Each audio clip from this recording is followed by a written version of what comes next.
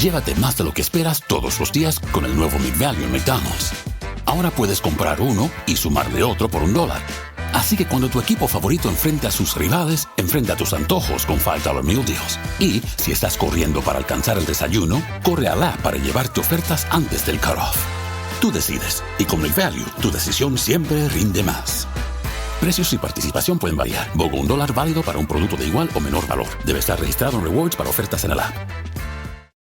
Don't you love it when things are both easier and more affordable? Like when the rain washes your car for you. Or like when you save up to 10% by bundling your renters and auto insurance with USAA. Bundle with USAA and start saving. Get a quote today. Welcome, ladies and gentlemen, to the Ospreys area, where tonight we'll be discussing the Benetton result. We'll be going through the block review and having a small amount of Welsh chat to go forward. Enjoy.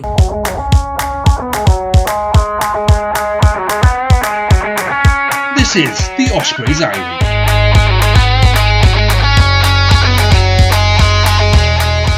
Good evening, ladies and gents. This is the Ospreys area. I'm joined by Josh and Nick. How are you boys doing? Good, great, thank you. Very well, thank you. Good. I think it's a very nice evening to be down there, to be honest. It's a good result on the weekend. Can't complain. Bit of happy vibes all around. Let's start off with some news. Big news, which is quite encouraging to see. Dewey Lake has re-signed for a couple of years. What do we think of that, Nick? Brilliant.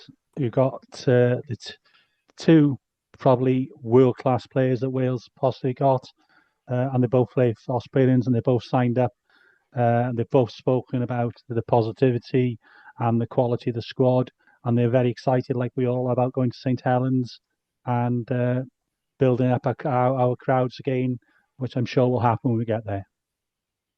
It's encouraging, to say the least. It's nice to see that both of the Built Different brothers are here to say. It's a nice little thing to add. Furthermore, in news, Ben Warren has been called up to the Wales squad as their third tight head after Will Griffiths-John's injury, which is obviously quite big for him. Any thoughts, Josh?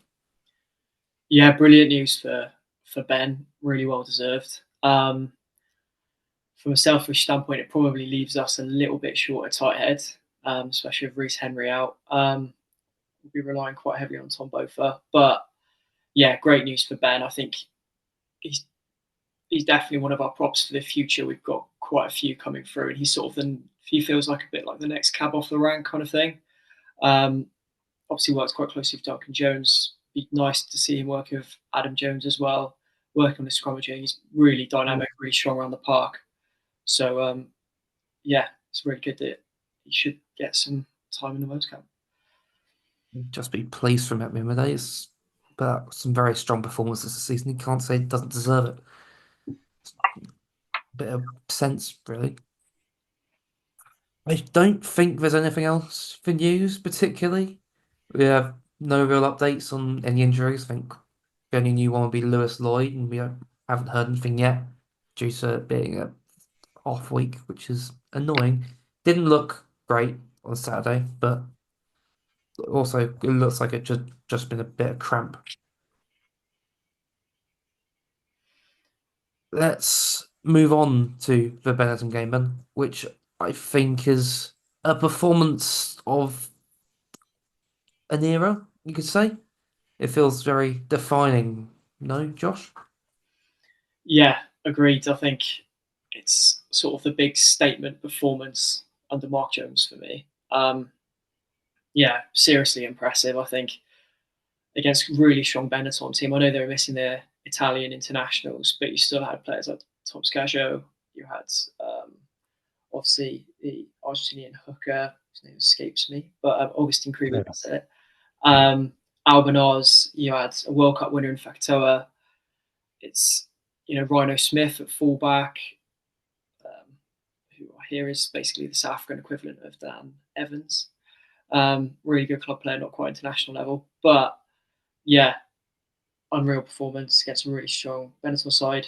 Obviously under pressure, really managed to ride that out, and yeah, seriously impressive. Can I just ask you two? Did you think they had scored a try, or did you think of the correct decision? For me, definite try. I thought it looked like it was. I mean, I'll take it, but yeah, it looked like ball down for me. How about you? I could see it being given on a different day. I just think it hits whoever the defender that comes off his leg and it just slips out of his hand as he's trying to rush it down, which is probably why we get it. I don't think you complain I because don't think we could have complained either way. Really, it was inconclusive the way I looked at it. But as you say, Josh, if they'd have given it, I wouldn't have had any complaints either. I was going to say it doesn't look like the same thing that they'd normally disallow because it's not really clear and obvious. But No. No, definitely. Great intervention, even so, by Will Spencer to knock it out of his hand at all. And I think he gave away the penalty beforehand to give them the 5 metre line out. So I think it might have been one of those where you give up the field position, you want to hopefully rectify the issue, which, to be fair, he did. Brilliant defensive effort. I think it's a brilliant defensive effort all round in the end. I don't have the stats on me, but obviously I think there's maybe 2-3 line breaks I can remember, if that. It's just an all-round godly performance. Any standouts for you two in particular? I thought it was an excellent performance. I temper that a little bit, but I thought I was disappointed in Benetton. I totally agree, and we discussed it last week. On paper they were a very good team, despite not having all their internationals, but they were particularly disappointing. But you can only play the team that's put out in front of you, and we were superb. Again, a whole team, whole 23 performance. Obviously, I think we'll probably go into more detail about it, but we're certainly showing more ambition and attack. I don't remember sort of, running the ball from our own 22 like we did, but it was also based on a really, as Zach alluded to, a really strong defence as well. It was really, really encouraging. Hopefully we'll talk about some players. I won't say anything about individuals, but there were some standout individual performances as well. Absolutely delighted, and to come away with that sort of win and to nil the opposition as well. Well, it was absolutely a fantastic night.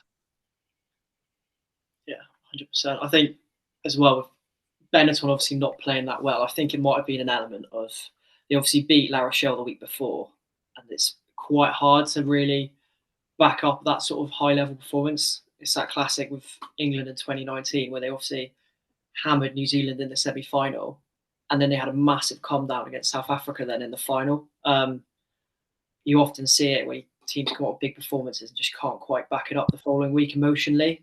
And I think missing Brex and Menoncello, who are obviously going to be big for Italy, I kind of see them as the glue in the midfield, and I didn't really think Benetton offered that much in attack. We looked really comfortable in defence. It didn't really look like they were going to make many line breaks or break us down, which credit to our defence, but also, they looked a little bit rudderless in attack, which is something you can probably say for us over the last couple of seasons.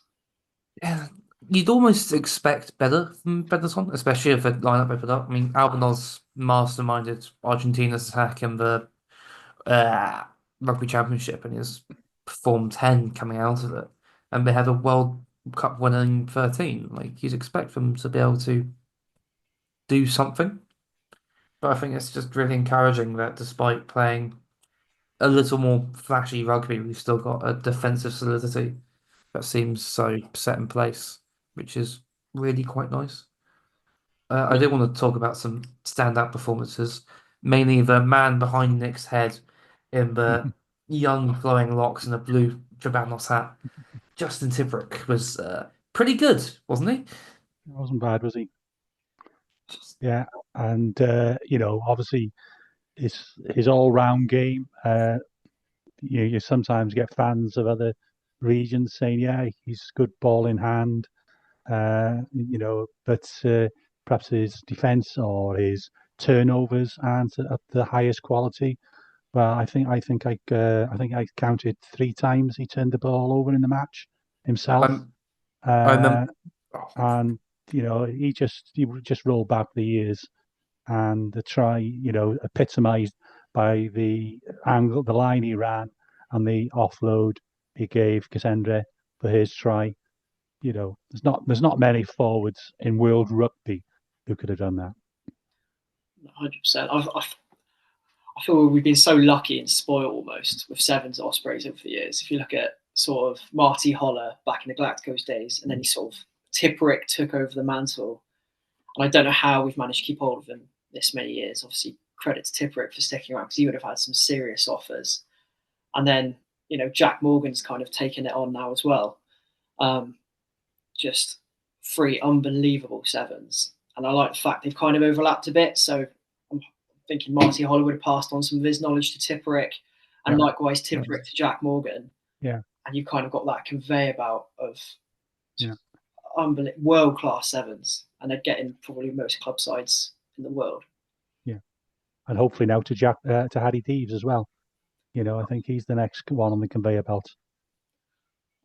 100%. I think it does worry me a little bit, the amount of depth we do have in the back row, because someone like Harry Deeves massively deserves to be playing regional rugby, but it's probably quite difficult to give him game time. So hopefully in this block of games we get to see a bit more of him, because I agree with you. I think he's another brilliant seven.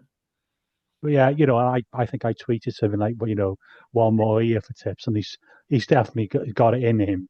But I think that's a really good point as well, that we've, much as we'd love to see another year of Tips, and but we've got to think about developing Harry Deeves, because fitness hopefully won't be an issue for Jack, so he's going to be away for Wales much of next year as well, with the autumn internationals and the Six Nations next year. So hopefully Harry Deeves will be knocking, certainly getting plenty of games and knocking on the international door as well in the near future. Oh, definitely. I love the fact Tips isn't willing to give up the baton. I heard Mark Jones say after the game that he's very, he likes bringing the young lads through, but he's not going to give them his shirt. They're going to have to earn it. No. Right, so I'm still thinking back to that game and thinking my one Justin Tipperick moment is after Ishichikwe made the break towards the end of the first half and Lewis Lloyd tied him down. The man who got the turnover the phase after was Tipperick, just there, taking on 2 Benetton ruck support, and just goes out immediately. But you could see the coach bit as well, was when Morgan Morse went over, didn't you? There was a little bit with Rhino Smith at the rafters. I think it was Tom Florence actually who started it. I think he gave Rhino Smith, but obviously, Tips was there. No, calm down, boys, calm down. Let's get on with the game now. It's gonna miss him when he's gone. Oh, we are definitely gonna miss him. One of those players who sees the game in slow motion. It's kind of like the Matrix. He seems to be able to make decisions that much quicker than everyone else, even at that elite level. He's just such an intelligent player. Like you said, after that line break, he made that turnover on that second phase. It was almost, he thought one phase ahead. He went, okay, then we'll go here next. I'm going to get the turnover. Yeah. Unbelievable there. Who else did you think went well? Boshoff for me I think that was his biggest performance he's put in for the Ospreys. Mark Jones was saying that he was quite disappointed to be left out of the Christmas derbies and not be more involved. Obviously, we've got Kieran and Owen, who are our usual centres. And I think the last couple of weeks, he's really put his hand up as not just a solid centre, but a centre who can make line breaks and kind of link the whole back line together. So, for me, that was Boshoff's best performance for us. He can't be far off being offered a 2 or 3 year contract, because my understanding he's out on loan until the end of the season like he was last year. But for me, he's definitely shown enough to warrant a contract in a position where we probably do need a further strengthening. 13, hopefully Tom Florence will come through. We've seen very little of Phil Cokazinga. Hopefully he can get some fitness. But I'd be delighted if we sound Boshoff on a more permanent basis. He's had a really good game. I remember, I think it's after first drive, just telling Abanos to get off him, which was funny. Then the lines he was running in support for Jack Walsh's first and second try, just a classic 13 line, which feels like not necessarily been missing, but it's just he's such a balanced runner. A lot of the time, he just looks like he can glide through any hole at his best, and I think it's something that's going to be greatly missed if we can't keep hold of him. But God, I want to see him more this season. I do want to have another couple of shout outs to Garen Phillips, who once again looks like he could just tear through anything. Looks like a Reece Carey who can, scrummage, which is maybe what we need at the time. It's just a great backup to Gareth Thomas. He's really kicked on in the last few weeks, I think, which is just great for his development as a player. And once again, the Boiler House was on fire. Will Spencer and James Fender are on top form. I don't know how James Fender's going to avoid a Wales call-up in the next 6 months. Yeah, I think James Fender led the way on line out takes as well. He's proven his worth there. And of course, look how many lineouts Tipuric wins as well. So, the lineout really solid. I thought Jack Walsh had a really good game as well, either as coming in as second receiver, running it back. He runs some really good lines, links up well with the rest. And I thought Kieran Williams had a very good game. We all know Kieran Williams' strengths, but I thought his passing game, which is perhaps not as often highlighted as a strength of his, was very good. I think it was the second try. He linked off the line out, and he put in a nice pass which allowed the break then from Boshoff. He had a really, really strong performance, 1-15, which allowed us to win very comfortably and score 6 tries and get 5 points. I think a lot of those backs are really reaping the rewards of having Mark Jones. He seems to have a lot more freedom now. Don't get me wrong, I'm a huge fan of Toby Booth, and I think he definitely built the foundations that we're now, hopefully building on. But yeah, I think players like Jack Walsh are really seeing their strengths. He's always looked really sharp in open play, but I think his support lines he runs are really good as well. And he's got a really good turn of pace. Obviously came to us as more of a fly half, but I think he's really proving to be a really strong fullback. I was having a look at some of the stats earlier, and he was top in the game for meters gained with 116, and he's 6th in the league for meters gained, which for a fullback is really quite impressive because you'd think it'd be someone who'd carry a lot more. But he's looking really sharp, and he also made 3 clean line breaks. So again, top in that game for clean line breaks. So I was really impressed with Walsh, and he's keeping Nagy out of the team as well. He's a really good player. So we're starting to really look like we're building some depth. I think it's very encouraging. Walsh is looking like a sort of budget Hugo Keenan in that he's solid around the park and then occasionally pops in as first receiver and creates some magic. Or at the end there, just to finish off on a great support line. It just feels good. I'm sure if he keeps playing the way he is, he's not too far away from getting Australia call up. Yeah, I was going to ask that. What nationality is he? Because I wasn't sure if he's USA or Australia or. I think he's Australian qualified. Okay. I'll happily be corrected on that. I'd imagine if he was qualified to play for the Eagles, he'd be picked already. But yeah, well, because I think Australia could do a lot worse than have him at fullback. I think. Yeah. I mean, they do have Tom Wright, which is like, fair enough. Yeah, 100%. But get him in a squad, have a look at him because I think he's looked absolutely brilliant. I'd like to just highlight two really, what I noticed, two really nice pieces of skills, which, obviously we saw the Tipuric offload, pass actually was, but I think it was the Ruben Morgan Williams pass to Jack Walsh for the first try. The fullback come up, and he just managed to get it right into Jack Walsh, just so the fullback might have intercepted, might have not, but the timing was absolutely perfect. And I think in setting up the last try, there was a nice pass from Tom Florence, who hadn't been long on and has been out a lot. That was a really nice little pass, which allowed Cassandre to go sort of around the houses, but set up the sort of ruck, which Hardy went over from. But so there were two, not big, huge, that's fantastic. But when you look back at them, they were really, really well executed pieces of skill under pressure, which allowed the other plays to develop and the tries to be scored. Yeah, I think as a game, it's maybe the best way we could have ended out a block, both physically and mentally. Just going up and up and up, it seems, since Mark Jones took over, which is only a good thing for things to come. Let's move on then, and let's have a look at some of the community games went on, because there are some fairly quite good games, to be honest, that going on. I watched Bridgend versus Newport, highlights mine, and that seemed like a real grindy affair that was ruined by the weather. But God, was it a good game? So anything else of note from the weekend, Nick? Yeah, that was an improved performance from Bridgend. They lost 14-17, but that was decent. Obviously, I think that was a rearranged league game.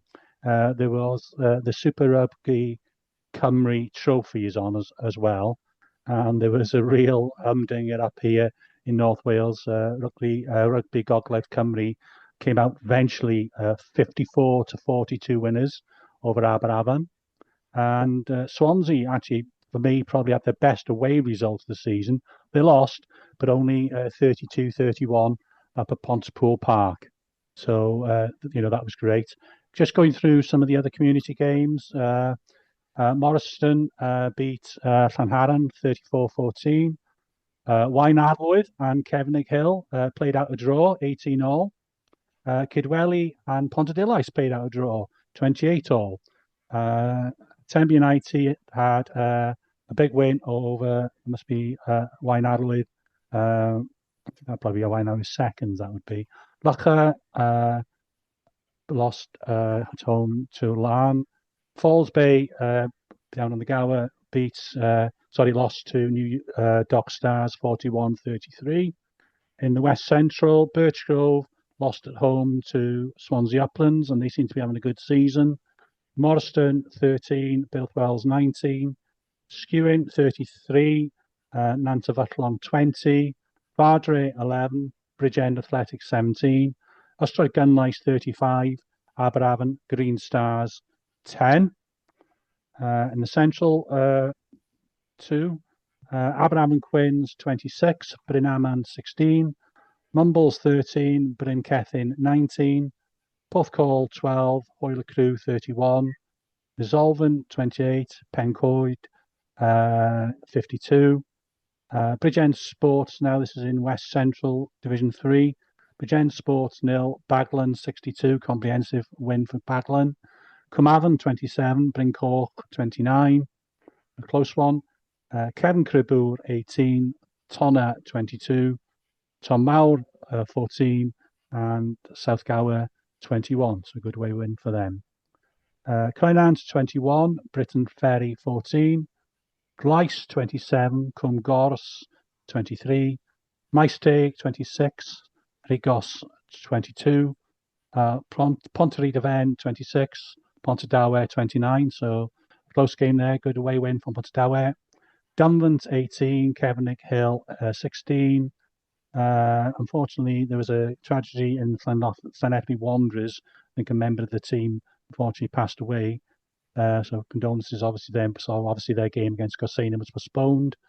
Maesteg Quaidens 13, Glynney 35, Tartar Steel 32, Gowerton 28, Trebanos 23, Tondi 12, Crosskeys 30, Neath 14, and finally in West Central 5, Cwmllanleth 15, Glencorrwg 15, another draw. Cwmtorch 29, Taibach 16, Pyle 10, and Dunmont Athletic 48. So those are the results that I've been able to find anyway. If anybody'd like to send in any results to us, we'd be more than delighted to read something out.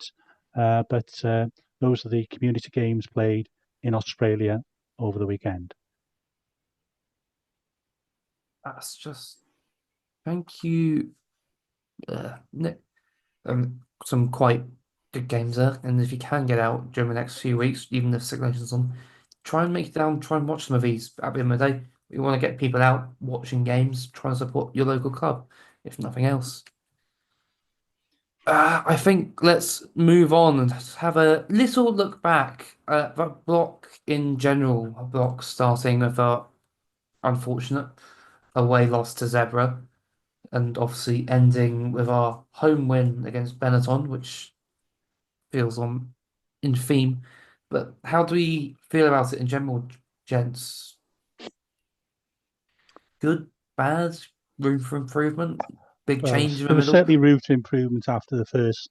Obviously, we know probably perhaps one of the outcome of the first two of the first three games resulted in some changes in the structure of the club, and there was both results really were very disappointing. And when we think of our league position, fantastic block of games since January, in particular, well, since the Scarlet game actually, fantastic set of results. But if we'd have won that game, which we should have done, even the way we played out in Zebra, we would probably be still after the weekend results, still in the top eight. I think the points we didn't take in Zebra, uh, let's hope we can recover from, but might come back and bite us by the end of the season. That in particular, I know we were poor in Montpellier, but Montpellier's results overall in the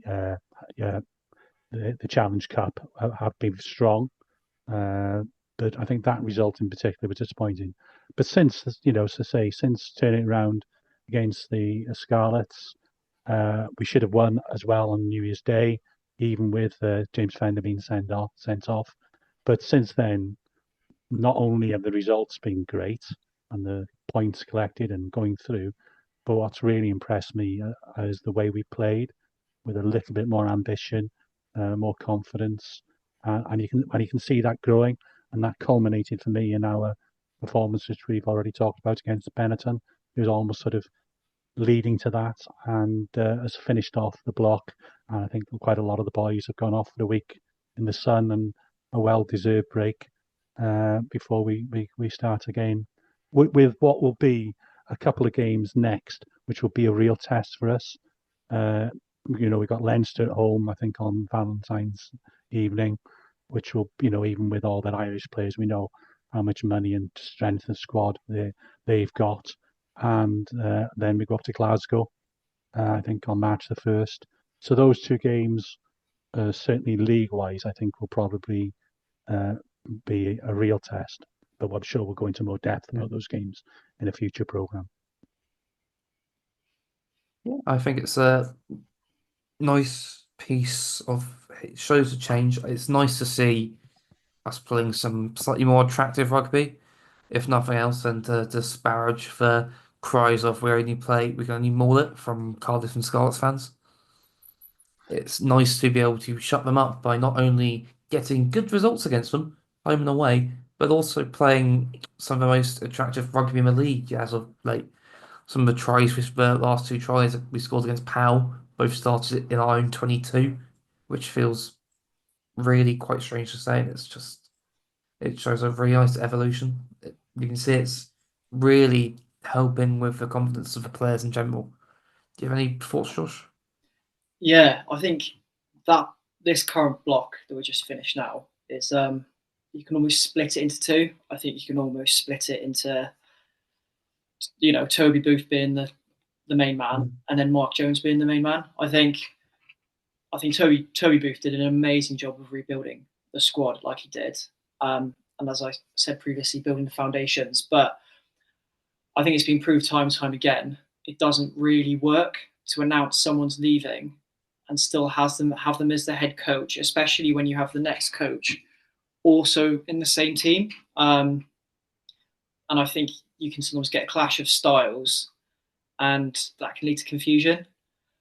So full credit to the Ospreys management for making the decision to let's part ways with Toby a little bit early and let Mark move into the role sooner than he was due to. And you see the sort of turn in results from there.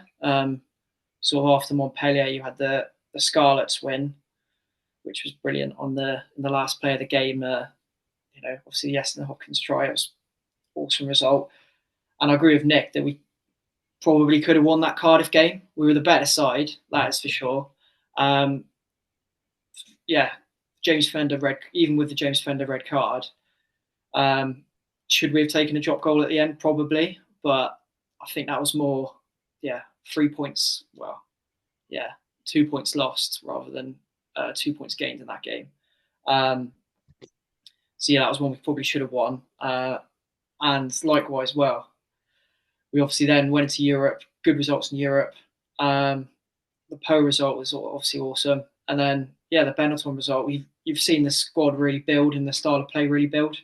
And I think that should hopefully bode well going into the Leinster game, where with the number of players they've got missing, we should potentially have more team cohesion, you'd imagine. Obviously, Leinster are never going to be easy. I think if you'd offered me this after the Montpellier defeat that would be in the position we are now, I think I'd have bitten your hand off with a home last 16, home quarter final to come.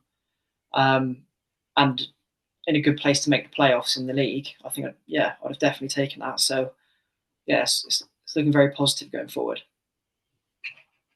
I was looking at some stats on how many tries we scored in the URC, but I've also added what I think we'll actually level on the amount of tries with the Scarlets on 26 tries so far in the URC.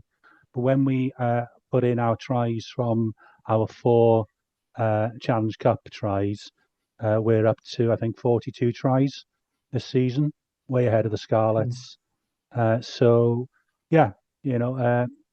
All in all, could be better, but a very solid position to be as in both the Cup and the League. We just need to kick on now after in this next block of matches, which will make or break our season, really, won't they? It's time to kick on. Indeed, I think we have a good chance, mind you, going into these next few games. I don't know why, but Leinster at home feels winnable. And that's with Geordie Barrett and RJ Snyman playing some very, very good rugby.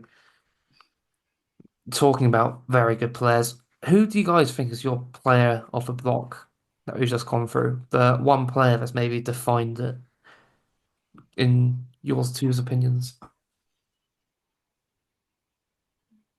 Well, when I played was a forward, so I'm gonna pick a forward.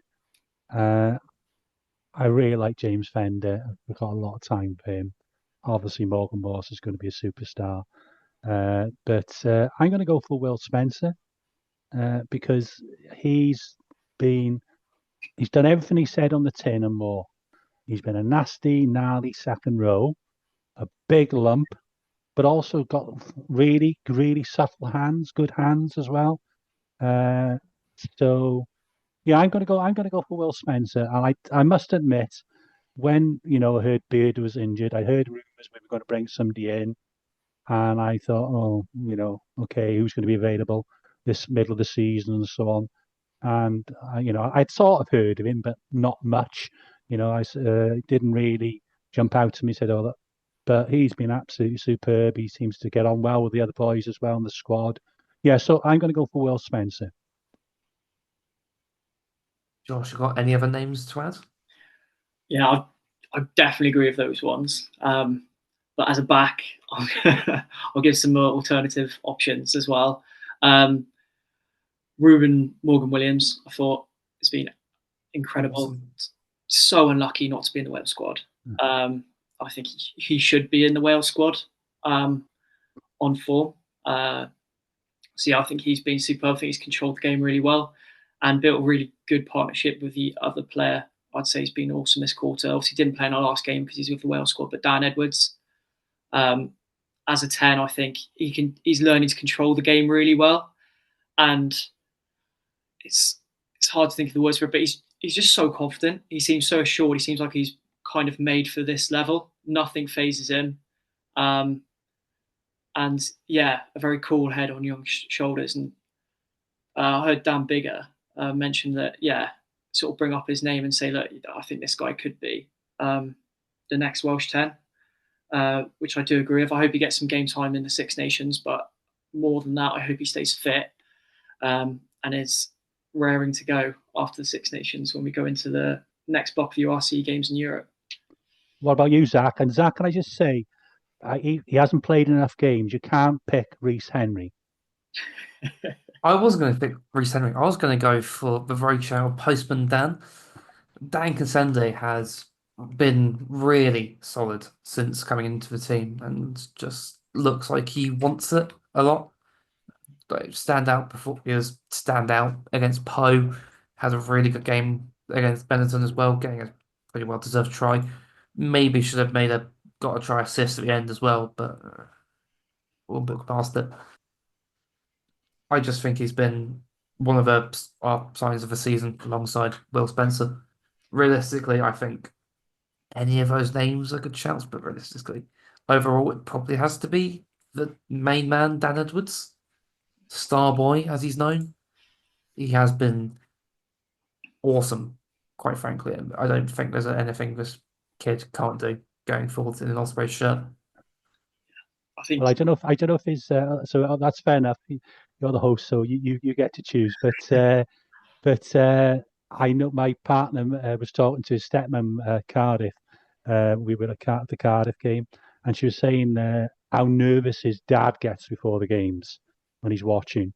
And we saw his stepmom getting wet, but she was still smiling because they were there watching, weren't they? Obviously, they were there on Friday night, so I'm sure his father will be delighted with that decision, Josh and Zach. I think he'll be delighted until he realizes that he's probably going to be playing against Miafu on Friday night, which, like, Dan Edwards is only yay high. I just feel bad for him. He's going to get munched. Now, Miafu will have to catch him first, won't he? As I said, he'll duck and dive out the way. It'll be fine. We can hope. I would have picked Will Spencer, but I feel that's just nepotism. Oh yeah, you really. I do like the Cassande shout as well, though. No, he's been great. He reminds me a bit of do you remember Jeff Hassler? Yeah, of course, I remember Jeff Hassler. Yeah. Just runs so hard, physical, really solid, and just adds that extra physicality and aggressive edge. I love players like that. He's even scored a try where Tippett gives a lovely pass to him and everything. Exactly. On a similar vein, what would your guys' moment of the block be? You go first, Josh. Oh, it's got to be the Iestyn Hopkins try. Last play of the game against the Scarlets. That one for me. I felt like at that point I didn't have much hope going into the Derby games, and we had quite a few injuries. And it was going into the game, I was thinking we're right up against this. This is a strong Scarlets team, built off a lot of non-Welsh qualified players, and I was like, we're going to be right up against it here. But to get that, to score that try at the end, I just think, it's really, we built off the momentum from that win. So the Iestyn Hopkins try for me. I'll go. I think we discussed it last week with Morgan Morse at the end of the match in Poe, where he got the ball came to him and he was running back to our try line, and everybody was sort of like just looking at him, going, "What the hell are you doing, Morgan?" and he just kicked it dead behind the try line. So that I just thought it was clever, knowledgeable about the game, but also funny. So I think that was my moment of the little block. I think they're both pretty good. I'm not going to complain. I can't really name one better. I think my suggestion would have been Luke Davis's try in POW, because that try itself was awesome.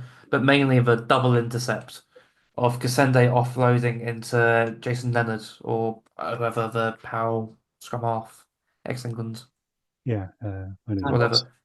Dan Robson, and then Dan Robson just throwing it straight back into the hands of Jack Morgan. Yeah, that was. And us going on to score for next phase was very funny and felt very good. I think realistically it has to be Justin Hopkins. I'm sorry, Nick. It's not No, favoritism. it's not. It's Justin Hey, Hopkins. any result over the Scarlets, I'm more than happy to Last minute take winner against that. the Scott. I I'll can't say take no to that that. anytime. I can just imagine Lee's face watching it.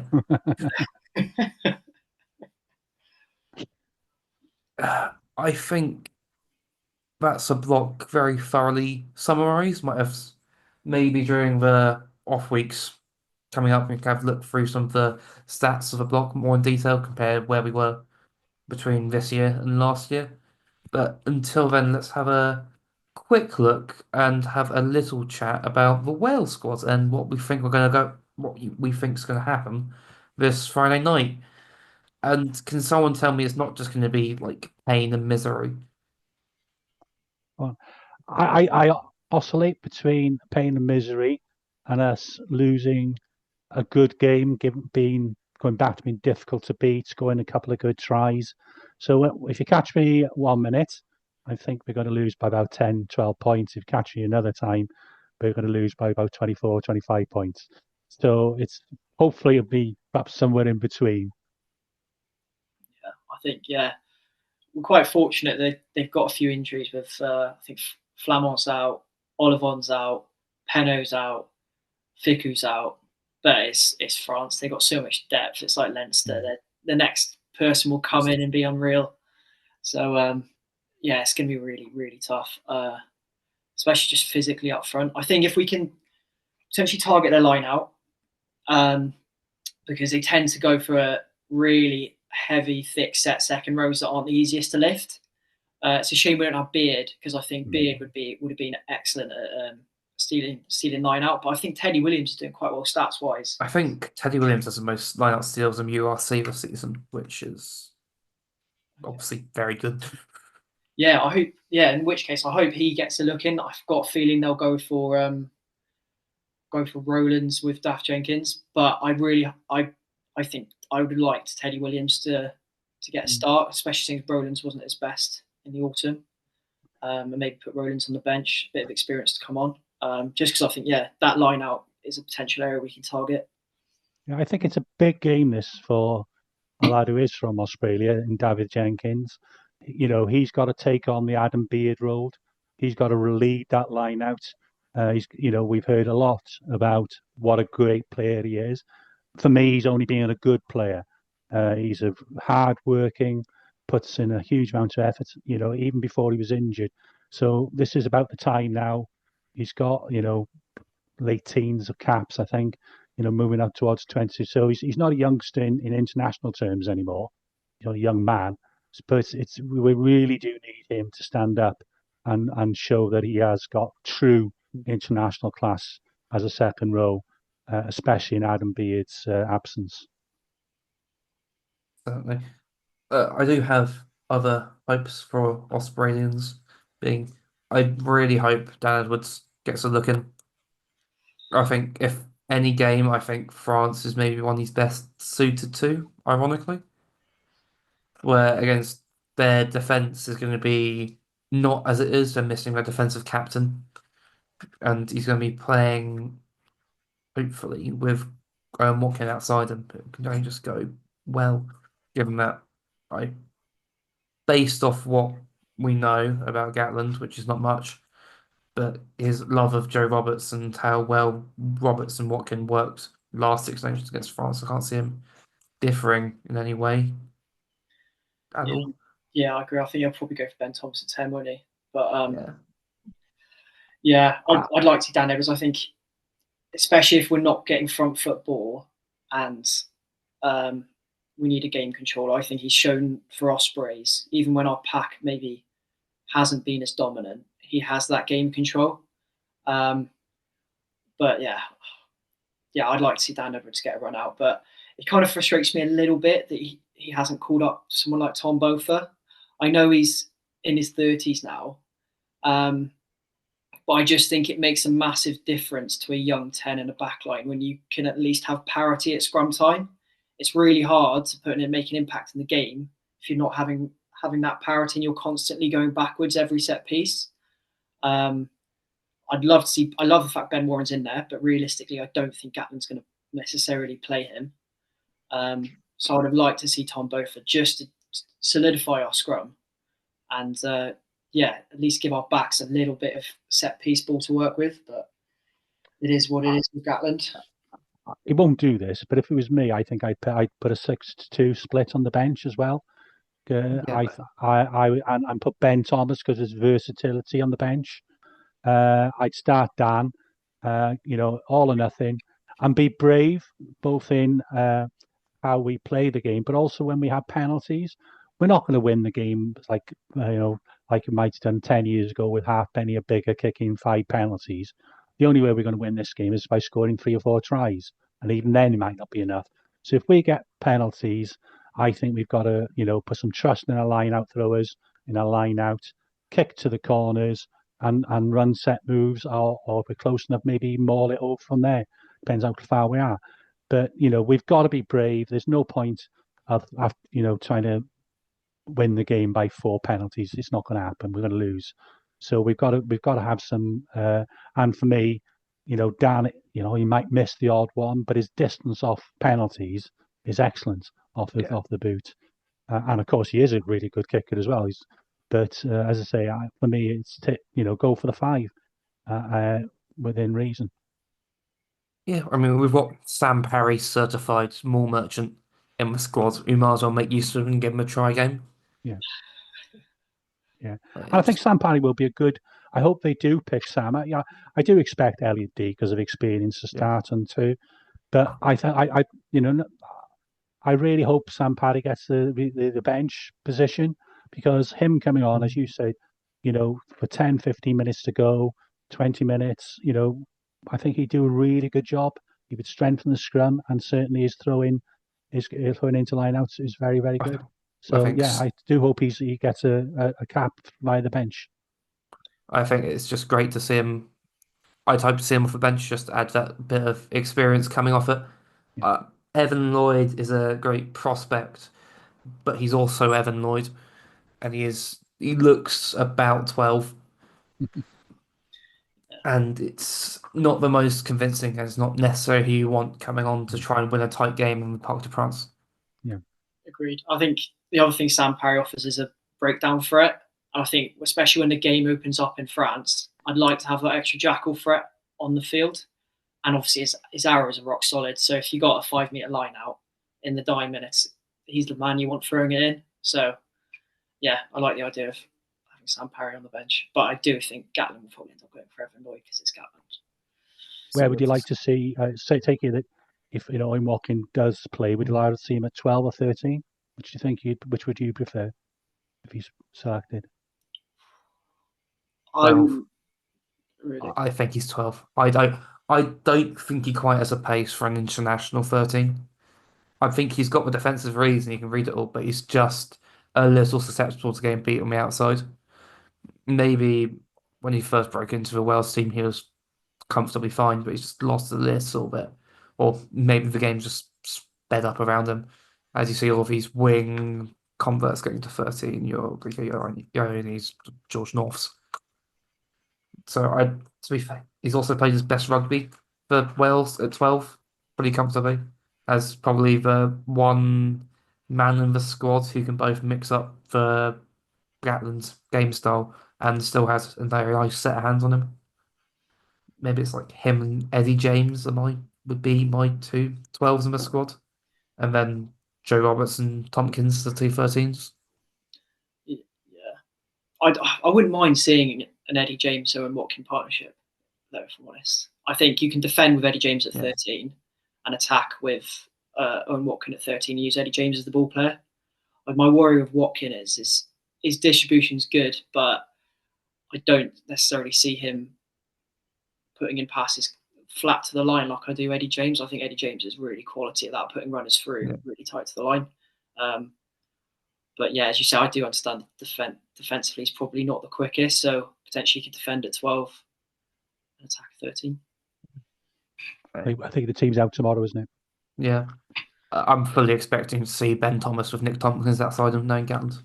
Just fuck you. Yeah. That's right. I think there's one last thing. Is there a score prediction? Anyone want to be brave and put some numbers out there? 38-16 to Wales.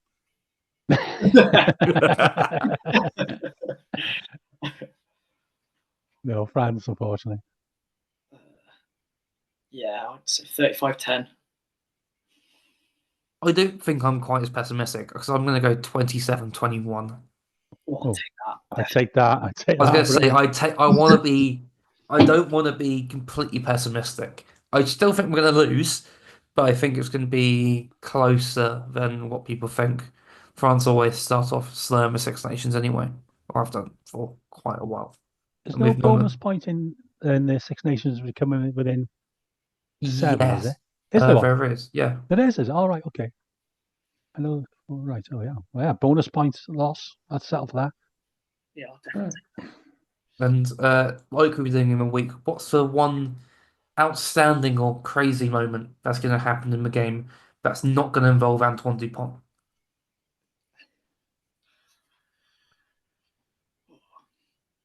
It's not crazy because it's probably very likely to happen. Liam Williams is going to pick a fight with somebody. The Wynard were massive. Yeah. Happen. I don't see him lamping someone, but I see him getting in the face of them. Yeah, Oh yeah, there's going to be an instance involving Liam Williams. Anything for you, Josh? It's not really that crazy, but maybe I think Dan Edwards will score more than one drop goal. I think he'll come on, and I think he will, knock over 2 drop goals at least. Yeah, you know what? I could see that. I really could see that. I personally just see a French prop lamping someone. I could see Wainwright getting clattered again, like he did in 2019. I wouldn't want to get hit by Antonio. No. It's not going to be Antonio though, is it? He's too well behaved. Antonio's loads the rules. I just think something very French is going to happen. It's just a red card if they want to get some. Well, they only bloody send off for 20 minutes anyway. But we haven't got time to discuss that tonight, have we? But maybe a red card for one of the French. Yeah, that would certainly make it interesting. I think with that, it's time to close out the Ospreys theory for this week. Going into next week, I think we'll probably have a chat during the Six Nations break about some stats comparing where we are this year compared to last year and whatnot. We'll try and get some interviews as well with either former players or Osprey staff. Yet none have got some in the plans which are quite exciting, hopefully, for our regular listeners. But until then, we will love you and leave you. Have a good night, everyone. Right, that's that.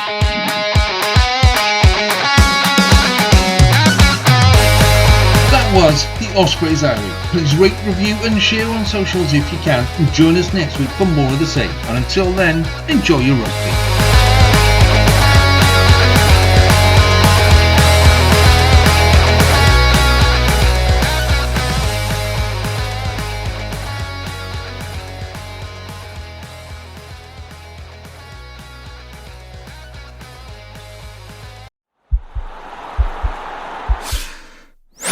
This podcast is part of the Sports Social Podcast Network.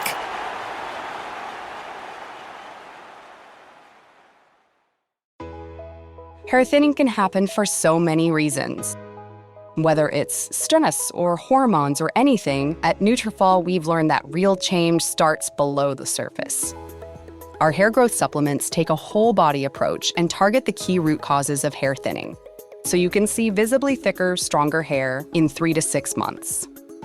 Hair growth starts from the inside at Nutrafol.com. That's Nutrafol.com.